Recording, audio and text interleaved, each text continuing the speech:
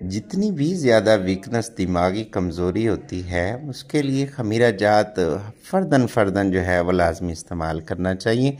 अगर तो पूरे मेयार और क्वालिटी के ऐन मुताबिक बनाया गया हो तो फिर तो इसे बिल्कुल नहीं छोड़ना चाहिए। हमने इसमें जो है बड़ी ज़िम्मेदारी के साथ जो है इसको बना के हम दो तरह से बनाते होते हैं, बारदोर हाट ज्वार मोरा। तो ज्वार मोरा जो है हम मुख्तलिफ़ जड़ी बूटियों के अरक के अंदर जो है इसको जो है वो खमीरा तैयार करते हैं।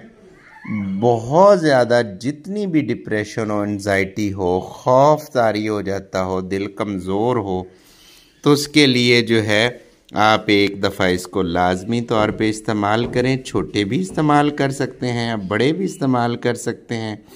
हकीक है, यकूत है, ज़मुर्द है, पुखराज है, लाजवर्द है, नीलम है, पन्ना है, मोती हैं, मरजान मक्खन वाला है, चांदी है, अंबर है। ये तमाम के तमाम अज्जा जो हैं मैंने अपने हाथ से डाले हैं। 3 से 4 ग्राम 5 ग्राम तक रोज़ाना सुबह शाम खाने से 1.5 घंटे बाद इस्तेमाल करने से हर किस्म की दिमागी कमज़ोरी ना सिर्फ दूर होती है बल्कि दोबारा आती भी नहीं। याददाश्त जो है वो बढ़ती है।